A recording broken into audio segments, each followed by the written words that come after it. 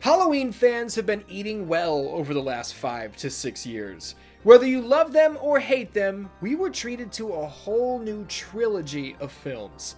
Even if you didn't enjoy kills or ends, ask Freddy and Jason's fans how full their stomachs are. We're getting brand new action figures in stores, brand new t-shirts. There's talk of a reboot because, of course there is. Please don't, but they will. The one thing that's missing, for somebody like me, is a video game. I love video games. Look around this channel. You kidding me? The last Halloween video game released in 1983. That's 41 years ago. Sure, Michael Myers has made guest appearances in Call of Duty, Fortnite, and Dead by Daylight, but no, he hasn't gotten his own game in over 40 years. Until now. BossTeamGames have partnered with WayForward, the studio who brought us the Shantae series, 2017's underrated The Mummy, Demastered, and more, to deliver RetroRealms Halloween. This is the night he came home to the PlayStation, Xbox, Nintendo Switch, and PC. Is this the moment Halloween fans have been waiting for? Can the first Halloween video game in over 40 years live up to the hype? Or are we destined for disappointment? Today, we'll look at the whole thing. And I mean, this is a video review. That's kind of my job, isn't it? After the intro, we'll get down to business. Every video here on 616 Entertainment is made possible by my supporters over on Patreon. If you enjoyed the show here today, consider signing up. You'll get early access, exclusive videos and podcasts, and more. Pro Wrestling Tees has the merch. As always, thank you for watching.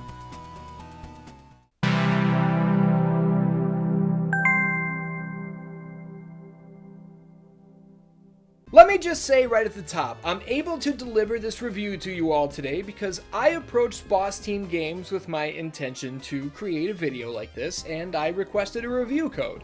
They obliged. I've had the game for about a week now, and all of the footage you're seeing here today was captured by me off my PlayStation 5. You won't be seeing any B-roll from their press kit or gameplay sourced from another channel. Not in this review. Moving on! As you can see, Halloween is a retro-inspired hack-and-slash platformer where the player takes control of the shape, that is, Michael Myers. The boogeyman himself was locked up in Smith's Grove Sanitarium when the Overlord appeared with a proposition. He'll return the headstone of Judith Myers to the shape if, in return, Michael will cause as much chaos and spill as much blood as possible in the name of the Overlord. That's our plot. We're already banging. Michael cuts down every single innocent life in his way.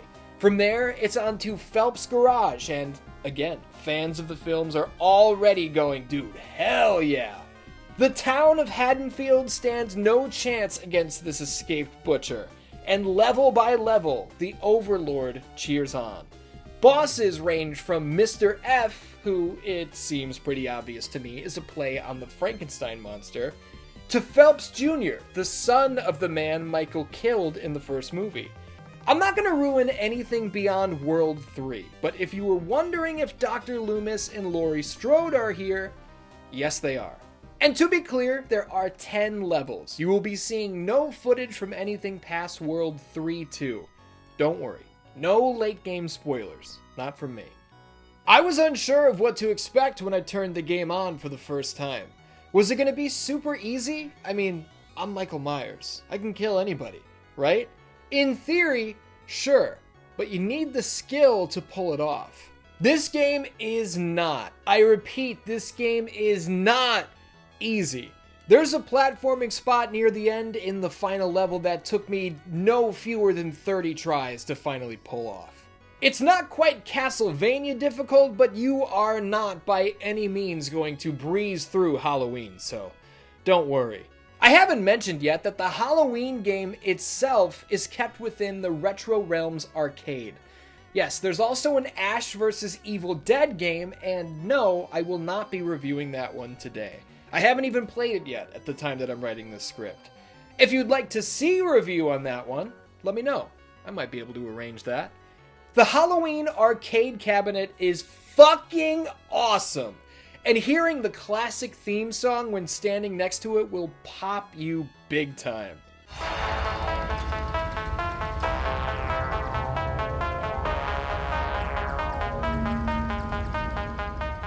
All of the tickets we're picking up across the levels, these can be cashed in at the arcade in the back room for souvenirs.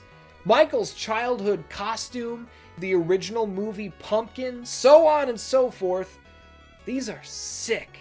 The room in between stores dioramas of each level, which unlock upon completing the world. The levels get harder and harder as the game progresses, with more numerous and more aggressive enemies on each stage. All of the candy corn we pick up can be spent on new moves, more health, more ammo for projectiles. How you doing? We can swap between dimensions with the eye that the Overlord gave us. Sometimes there's no clear way through. Tap the button and boom, we zap into the other realm. The enemies here are even more dangerous, but sometimes the best goodies are hidden here. Don't hesitate to look around the realms. You might miss something valuable.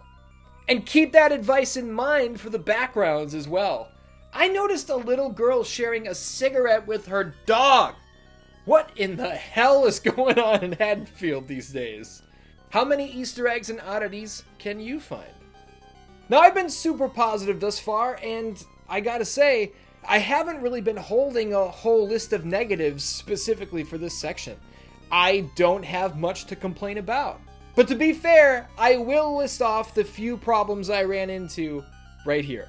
The boss fights are not easy, and when I lost against Dr. Loomis several times when I should have beaten him, I was definitely annoyed. Tell me why I didn't hit him here. Or here. What happened? Are you saying my toe tapped the edge of his platform? Well, it didn't, so that's a hitbox problem. I had some more hitbox issues during a platforming section in the final world, but I won't show that here. We're not able to purchase a third hit for our normal attacking combo until the final world, and that's just too late. I should have a 3-hit combo before the last level, man. The checkpoint system absolutely sucks, too.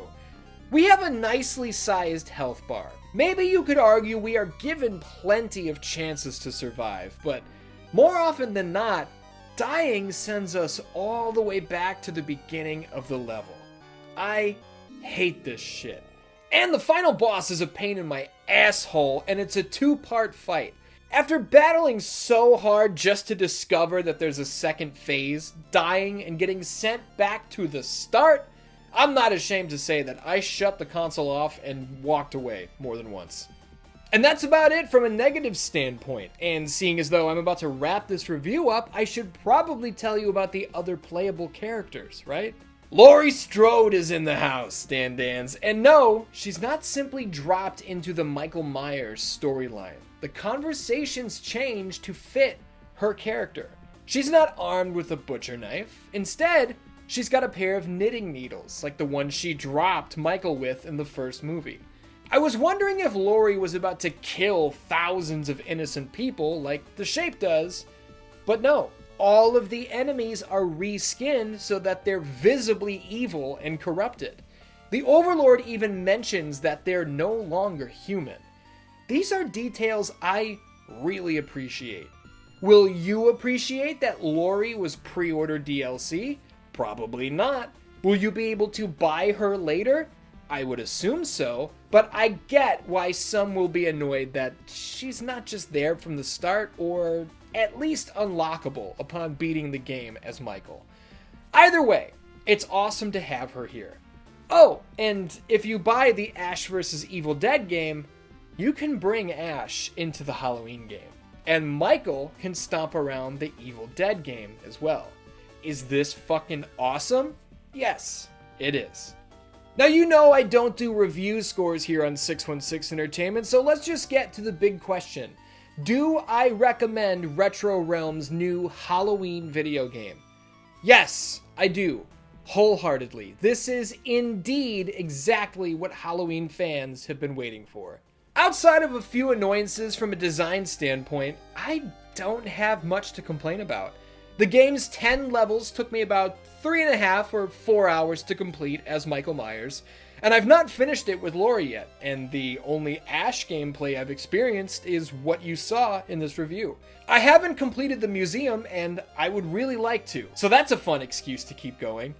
Every single level put a smile on my face and warmed my old school Halloween heart. I'll be turning 34 in a couple months. It's hard to believe that the first Halloween video game in my lifetime took this long to create. But BossTeamGames and WayForward, they know what they're doing. The shape is in good hands. I think they fucking nailed it. Is it weird to see Michael Myers bouncing off walls like this is Ninja Gaiden, or jumping through the air like he's Simon Belmont? Maybe for a half a second it is. And to be honest, if this game weren't so faithful to the fans and to the franchise it's based on, yeah, it might be hard to get over. But the game fucking rules, so you don't even think about it. I feel that one of the reasons it took so long to get a Halloween game is the hubbub over adapting the franchise to a photorealistic, open world, whatever, you know? The trappings of modern gaming. Not everything has to be that. This is an excellent way to bring Michael Myers into the digital realm. WayForward killed this, and I can't wait for the covers to come off some of those other cabinets in the RetroRealms arcade. Halloween is licensed from Compass, and Ash vs. Evil Dead is coming from Lionsgate, so maybe Jason will get a game. Maybe Freddy Krueger. Maybe Chucky.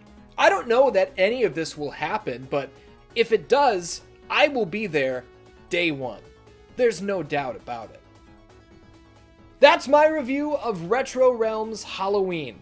I might edit a complete playthrough together for Patreon and right here for YouTube channel membership, so if you'd like to check that out, sign up at any level and it'll be there for you. Thanks again to BossTeamGames for the review code, and thank you to you for watching. Until next time, I love ya, and I'll see you soon.